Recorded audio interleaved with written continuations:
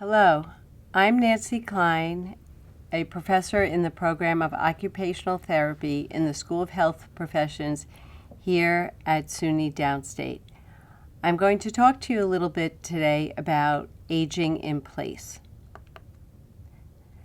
My objectives for today's discussion is to understand the assessment process and how that can be used to guide the plan of care for any individual, to identify the environments for aging in place and the things to consider, including environmental modifications, caregiving, and socioeconomic barriers.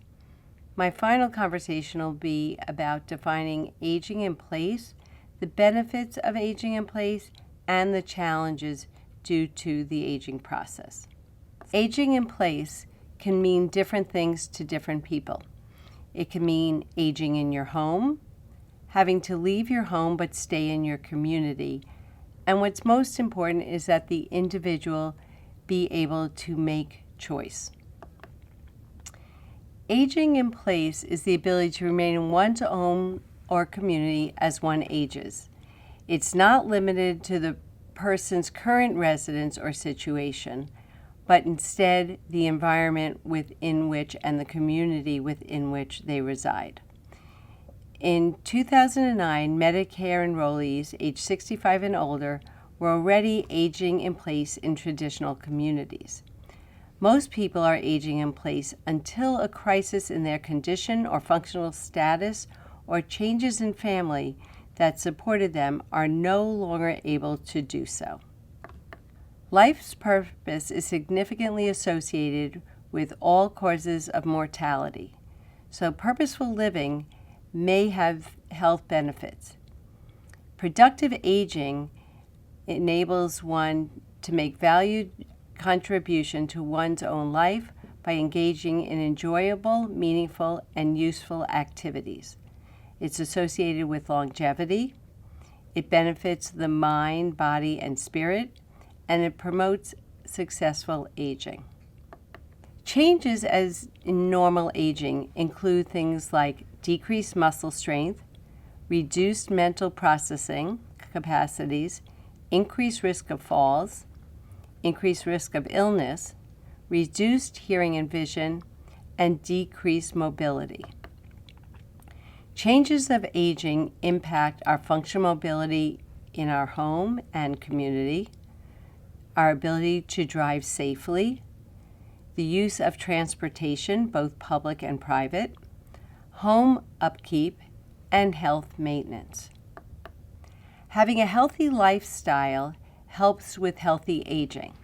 So we can all practice healthy lifestyles now that will suit us better for the future. And this includes both positive attitude, so always thinking about the good, even though we acknowledge the challenges, eating smartly and healthy, social activity, practice being safe, stress management, physical activity, brain activity, financial affairs, and sleep hygiene. How can a healthcare provider such as myself support aging in place? I'd like to think that we provide person-centered care. So service delivery models that connect the types of housing with health services to support aging in place in the least restrictive environment possible is what we like to do. We identify and provide proactive support to older people living in the community with frailty, so that if we can identify people early, we can put different supports and structures in place to maintain their current level of functioning.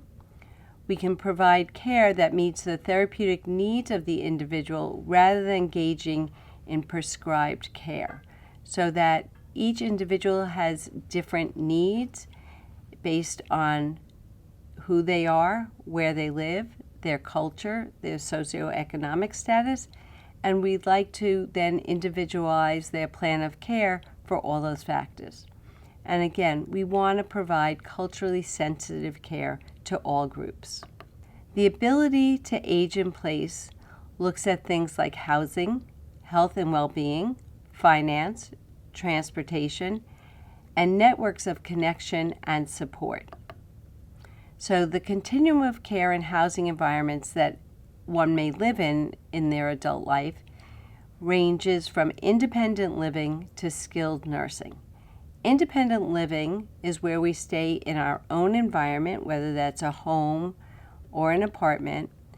And to do that, sometimes we need supports of a home health aide. We may choose to go out to adult day services. We may need assistance for nutrition, including such services as Meals on Wheels, and transportation.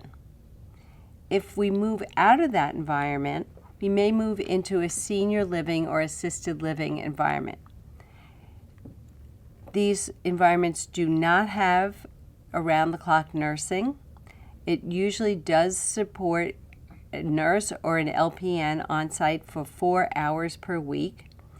And a home health aide is offered usually in the morning and the evening for activities of daily living and instrumental activities of daily living support. So they may come into a person's apartment and help them with washing up in the morning, getting dressed, and getting down to meals or making a meal in their own environment.